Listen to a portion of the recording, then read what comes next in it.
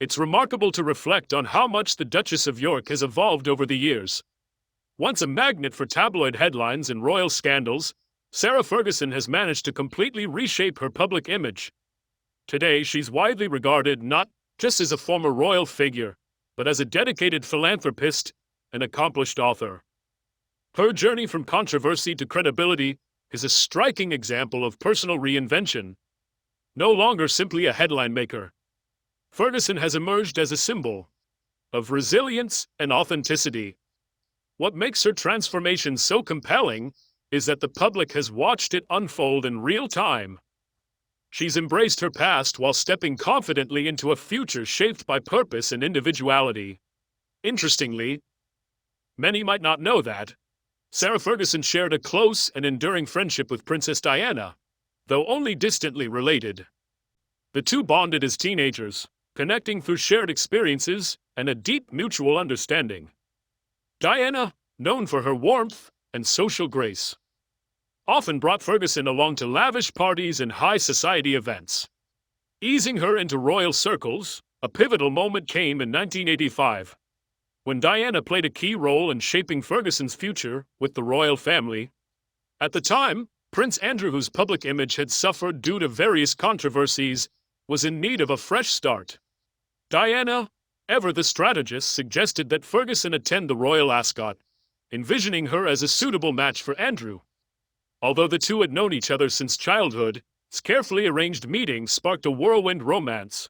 As reported by Vanity Fair, Diana's matchmaking proved successful.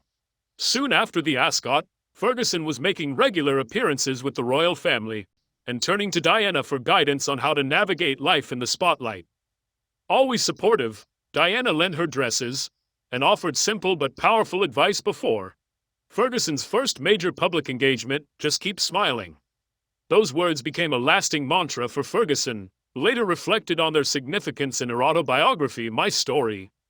Diana's kindness gave her strength and reassurance at a time when the royal world felt intimidating and uncertain. The relationship between Sarah Ferguson and Prince Andrew blossomed in classic, romantic fashion full of light-hearted teasing and undeniable chemistry. Ferguson recalled that at the royal ascot, Andrew tempted her to break her strict diet by offering her chocolate profiteroles, only to mischievously decline one, it himself, after she'd taken a bite. This playful exchange set the tone for their relationship, which was built on humor, friendship, mutual respect. In an interview with Anthony Carfu, the couple recounted the story of Andrew's proposal, which took place during a private trip to Scotland. Breaking with tradition, he knelt on both knees to ask for her hand. Though he expected a yes, he admitted to being a bit surprised when she agreed. Ferguson responded with her trademark humor, saying, "When you wake up tomorrow, you can tell me it was all a huge joke." To which he quietly replied, "I haven't." Her quick retort, "He hasn't yet." Their bond was grounded in fun and partnership, a dynamic they both cherished. On July 23, 1986, the world watched as Sarah Ferguson walked down the aisle to marry Prince Andrew. Her wedding gown, designed by British couturier Linka Searock, was crafted from exquisite Duchess satin, featured intricate embroidery of bees and thistle symbols from the Ferguson family crest, blending royal tradition with personal significance. The dress, corset-fitted and regal, marked the beginning of a new chapter in her life. One of the most memorable aspects of Sarah Ferguson's wedding gown was its breathtaking train, adorned with silver-beaded embroidery featuring the intertwined initials A and S, a romantic tribute to Andrew and Sarah. Although designer Linka Searock was relatively unknown at the time, the dress became an instant sensation, with its style quickly imitated around the world as Sarah arrived at St. George's Chapel for the ceremony. She wore a large floral crown made of gardenias, Prince Andrew's favorite flower, adding a heartfelt and personal touch to her bridal ensemble. Upon leaving the chapel, she removed the floral crown and replaced it with a stunning tiara, a gift from the royal family. This symbolic moment marked her official entrance into the royal fold. The tiara, now known as the York tiara, featured a brilliant 5-carat diamond set in delicate platinum scrollwork. It became one of Ferguson's most treasured pieces. 1. she continued to wear even after her divorce. Reflecting on her wedding day in a later interview with Piers Morgan, Ferguson described the experience as nothing short of extraordinary. Like every bride's wedding day, it's a special day. You've got a beautiful dress on, but you're standing there with the man you love. And then there are people out there wishing you well. It's just extraordinary. Her words reflected the deep emotional resonance of the occasion and the overwhelming support she felt. However, the fairy tale beginning quickly gave way to the demands of royal duty. After a short 3-day honeymoon aboard the Queen's Royal yacht, the couple was abruptly called back to London. Their return marked the beginning of an official royal tour, accompanying Sarah's new in-laws. In a 1996 interview with Oprah Winfrey, Ferguson spoke candidly about her disillusionment with palace life. Upon moving into Buckingham Palace, she was shocked to find they had been allocated only for rooms which she described as small, dark, and dimly lit by 30-watt bulbs. You didn't marry the fairy tale, you married your man. You have to come to terms with reality, or their reality, she said. The stark contrast between the dream and the day-to-day reality of royal life became increasingly difficult. For her to reconcile, Ferguson found adjusting to royal life deeply challenging. Despite her efforts, she never truly felt at home within the rigid structure of the monarchy. The British tabloids were especially ruthless, focusing obsessively on her weight and wardrobe. She was cruelly labeled the Duchess of Pork and mocked as being in a no-style zone. The constant scrutiny wore her down emotionally, and in the Oprah interview, she admitted, "I was hungry for life, and this life made me lose myself." In the early years of their marriage, Sarah and Prince Andrew appeared to be an ideal match. Their personalities seemed well aligned. Andrew was warm and supportive, while Sarah brought a lively, approachable energy to royal engagements. During their 1987 tour of Canada, she charmed the public with her down-to-earth charisma and vivacious spirit, quickly becoming one of the most beloved members of the royal family. But as time passed, cracks in their relationship began to show. By the time of their return visit to Canada, public sentiment had shifted. Their appearances no longer held the same excitement, and the media speculated about tensions behind the scenes. Queen Elizabeth, according to royal biographer Marlene Kerning, reportedly expressed disappointment in the couple's perceived lack of commitment to their royal duties. Prince Andrew often prioritized his naval career, while Ferguson's absence from certain events raised questions about her dedication. Despite efforts to win back public support through more frequent appearances, the couple couldn't escape criticism. Ferguson, in particular, continued to face harsh judgment, such as when she left their young daughter Beatrice at home during a tour with Andrew. Every choice she made was scrutinized and often condemned, making it difficult for her to find a comfortable place within the royal family or in the public's favor. Over time, Sarah Ferguson became increasingly indifferent to public opinion. Instead of trying to please the media or meet royal expectations, she began focusing on what genuinely brought her joy. As she once remarked, "My clothes and what I look like, really, that is entirely up to me, 'cause quite frankly, Andrew likes it and I like it. And if no one else does, well, that's their problem." This statement reflected a growing sense of defiance and self-assurance, signaling a shift in her mindset as she reclaimed ownership of her identity. By 1992, cracks in her marriage to Prince Andrew had become difficult to ignore. The birth of their second daughter, Princess Eugenie, marked a turning point as the couple began to drift apart. Andrew's naval duties kept him away from home for long periods, Ferguson later revealed. They spent as little as 40 days together per year. The emotional and physical distance took its toll, and later that year, the couple publicly announced their separation. The situation was further complicated by a media scandal when intimate photographs of Ferguson with another man surfaced, creating a media firestorm and damaging the royal family's image. The fallout from this scandal, combined with their growing estrangement, led to their eventual divorce. In 1996, Queen Elizabeth II formally approved the dissolution of the marriage, a landmark moment for the royal family.